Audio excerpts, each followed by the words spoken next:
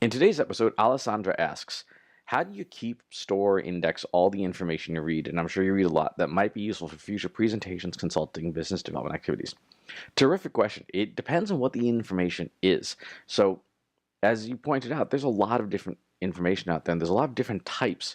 So, I personally use different tools for different types of information. There are some people who are really, really intent on using one place to store everything, and that's fine if you have the tools to do that and if you have the space to do that. Um, I would say it's also important to think about what what is comfortable for you. So for a number of years, I and a bunch of other folks had to sort of use Microsoft OneNote because it was part of Office 365, and the company I was working at the time, that was their thing. And I couldn't get into it. Even though people talked about how good it was, I just could not get into OneNote, and so uh, never really made that work. So it depends on what you personally feel comfortable with. Now, for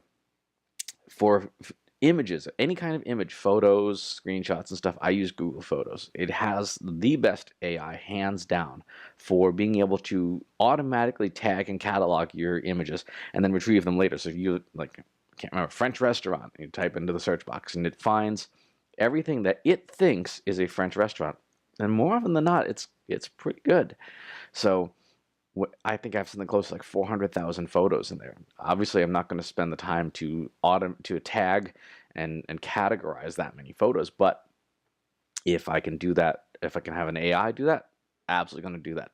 For notes themselves, like writing down ideas, there's two places for that. For short form notes, I use Apple's reminders, and the reason I use Apple's reminders is that I can write down notes quickly using Siri. I could just, hey, set a reminder about hierarchical ontologies in SEO, and it's good enough that it'll just store that little idea until later. For longer form stuff like writing things I want to write down, I will use Evernote and store those things there. Or snippets of code. I store a ton of code in Evernote, just little snaps and things, regular expressions and such.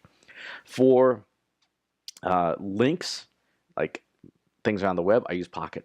Pocket because it, again, stores it into one place. And Pocket's API allows me to then get data out of Pocket and bring it to somewhere else, which is a key ingredient for me for being able to curate content and reshare it in an efficient manner.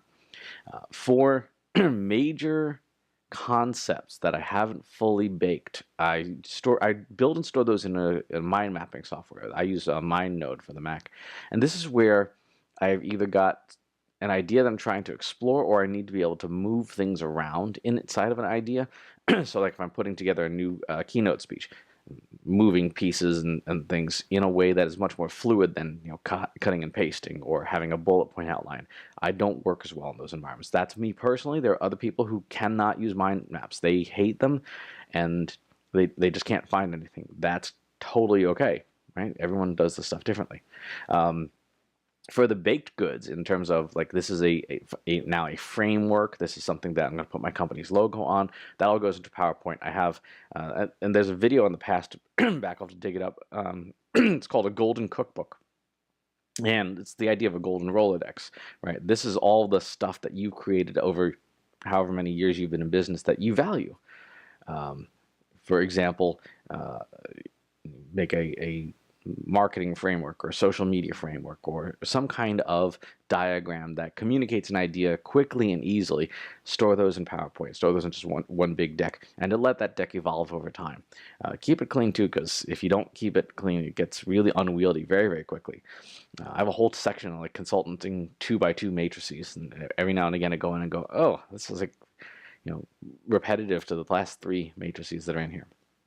For audio, if it's speech, it goes in Otter.ai. Auto transcription of the spoken word, essential. Absolutely essential. Nothing better for that in terms of cost and efficiency and getting good output. And finally, for video, YouTube.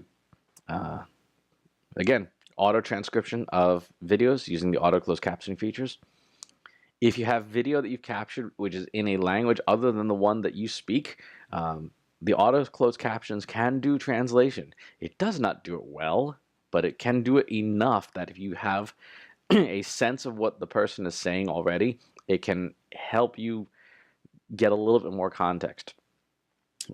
It especially struggles with non-Western languages or Western languages from that are outside of like the Romance languages. Doesn't do a good job with those. I occasionally will watch like videos from the Ukraine, and its Ukrainian to English translation is pretty bad. And partly because Ukrainian and Russian are similar languages, and it misidentifies Ukrainian a lot as Russian.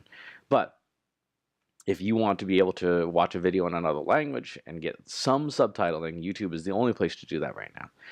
So that's where I store all of my stuff, and that's, again, subject to change. Things happen over time. Tools change. I store a lot of ideas in just plain text files in the Markdown format, which is a variant of plain text, because plain text never becomes unreadable. Some document formats over time, like, if you go into Microsoft Word, for example, and you click the Save As button, and there's like 15 different kinds of this. Microsoft Word 97, Word 2000, Word 2010 stuff. That's too risky for me compared to good old-fashioned plain text, which a plain text note written in 1993, perfectly readable today. So keep that in mind too. Think for the long term and common, easily shared formats. But good question. The better thing to keep in mind is having a sort of a mental map of what stuff you've done and where you store it, or what stuff you've read. So you do need some level of either search or categorization, and I think that's an important piece. Like I said, with Google Photos, that search obviously very good. Evernote has built-in search to it. The Mac itself has a credible search engine locally called Spotlight. A PowerPoint deck is easily searchable. YouTube is easily searchable, so having search available for your content is important so that you can go back and find things later. So really good question. Fun question. I would love to hear what you use, because I'm, again, always looking to see what people are using for their stuff. So if you use a tool mentioned that isn't in this list, please leave it in the comments below, or feel free to put it in the Analytics for Marketers Slack channel, because this stuff is fun. Right? It's like Christmas. You get to open new packages all the time and see what they do. And as always, please subscribe to the YouTube channel and the newsletter, and I'll talk to you soon. Want help solving your company's data, analytics, and digital marketing problems? Visit trustinsights.ai today and let us know how we can help you.